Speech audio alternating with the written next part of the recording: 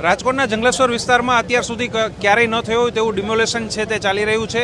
આ ડિમોલેશન જે અહીંયાના જે લોકો છે, અહીંયાના જે સ્થાનિકો છે, તેમના વતી જે લડત લડી રહ્યા છે કોર્ટમાં, તેવા વકીલ છે, સહકારી આગેવાન છે પરસોત્તમ સાહેબ પીપળિયા, તેમની સાથે વાત કરશું। સર, શું કહેશો? આખરે આ ડિમોલેશન છે થઈ રહ્યું છે, પરંતુ આ નોટિસો તો વર્ષોથી આપેલી હતી। આ ડિમોલેશન છે તેને અટકાવવા માટે અમે ઘણા સમયથી પ્રયત્નશીલ હતા, પરંતુ અમને રોડ અને જે ટીપીનો રોડ છે અને રિવરફ્રન્ટ છે તેમાં અમે સ્ટે મેળવવામાં નિષ્ફળ રહ્યા છીએ, જેથી અત્યારે આ કાર્યવાહી ચાલુ છે। પરંતુ અત્યારે તો અમે માનવતાને ખાતર એટલા માટે અહીંયા આવ્યા છીએ કે જે લોકો અસરગ્રસ્ત છે, જેના ચૂલા આજે સળગવાના નથી, તેવા લોકોને મદદરૂપ થવા માટે 3000 ફૂડ પેકેટ ને 5000 બોટલો જે આપણે રાજકોટના ગુરુદ્વારા જે છે એના દ્વારા વ્યવસ્થા કરવામાં આવી છે। અને 1,11,111 અમે જે અતિ ગરીબ છે, જેને કોઈ આવકની સાધન નથી, રોડ ઉપર છે, તો એને ક્યાંક ભાડાનું મકાન મળે તો દરેકને 1000 રૂપિયા આપવા માટે અમે સ્થાનિક આગેવાનોને 1,11,111 આપવાના છીએ। જે રીતના આ તંત્ર પર પણ ક્યાંક ને ક્યાંક સવાલ ઉઠે છે, કારણ કે 50 વર્ષથી આ દબાણો છે થયેલા છે, એકદમ ગેરકાયદેસર છે, તે વાત તો ક્લિયર છે। લાઇટ કનેક્શન આપી દેવામાં આવે છે, નળ આપવામાં આવે છે, તો અત્યાર સુધી તંત્ર ક્યાં સૂતું હતું? એ સવાલ નથી થતો? એ સવાલ તો અત્ર તત્ર સર્વત્ર છે। તમે કરી રહ્યા છો, અમે કરી રહ્યા છે, ને આમ જનતાએ કરી રહી છે, પણ સત્તાધીશો આગળ આપણે બધા વામણા છીએ, આપ જાણો છો।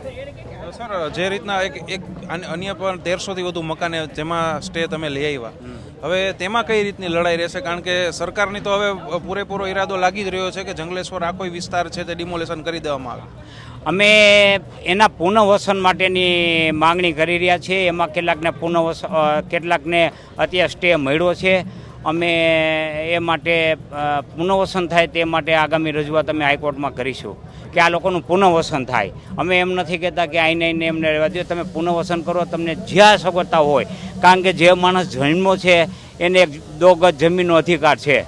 બિલકુલ જે રીતના આજે આખા જંગલેશ્વર વિસ્તાર વતી જે હાઈકોર્ટમાં લડત લડી રહ્યા છે તે વકીલ છે, તેમણે તંત્ર સામે કેટલાક સવાલો ઉઠાવ્યા છે, આખી જે કામગીરી છે તેમની સામે સવાલો છે તે ઉઠાવે છે। આપણે આ દ્રશ્યો બતાવ્યા, અત્યાર સુધીમાં લગભગ 450 જેટલા મકાનો છે તે અત્યાર સુધીમાં દૂર કરી દેવામાં આવે છે। સવારે વહેલી 7 વાગ્યાથી આ કામગીરી છે તે થઈ રહી છે, ને અત્યારે આ જો આખું જંગલેશ્વર વિસ્તાર છે તેના ડ્રોન વિઝ્યુઅલ્સ પણ સતત છે તે સામે આવી રહ્યા છે।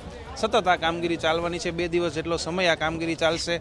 2500થી વધુ ટોટલ સ્ટાફ છે તે ઉતારી દેવામાં આવ્યો છે, ને આ જંગલેશ્વર વિસ્તાર આખી શકલ છે તેની એક જ દિવસમાં ફરી ગઈ છે। સવારે 7 વાગ્યાથી આ કામગીરી છે તે શરૂ છે। આજુબાજુના જિલ્લાઓમાંથી પણ પોલીસ સ્ટાફ છે તે બોલાવી લેવામાં આવ્યો છે। હવે અત્યારે આ જે હતું એની નોટિસ તો વર્ષોથી આપી દેવામાં આવી હતી, પરંતુ જે થોડા સમય પહેલાં સ્ટે આવ્યો તેમાં જે વકીલ છે તેમણે જણાવ્યું છે કે તેમને ખાસ માંગ એ છે કે પુનર્વસન થાય, તેમને વૈકલ્પિક વ્યવસ્થા મળે, તેવી સૌથી વધુ પ્રયાસ છે તે થઈ રહ્યા છે। તંત્ર દ્વારા કહેવામાં આવ્યું હતું કે આ જે દબાણો હતા તેમાં વૈકલ્પિક વ્યવસ્થાનો કોઈ પણ પ્રકારનો નિયમ છે તે નથી। હવે જોવાનું રહેશે કે સરકાર છે તે આ લોકોના પુનર્વસન છે, આ લોકોને વૈકલ્પિક વ્યવસ્થા આપવા માટે કોઈ વિચાર કરે છે કે કેમ। રોનક મજીઠિયા, ગુજરાત તક, રાજકોટ।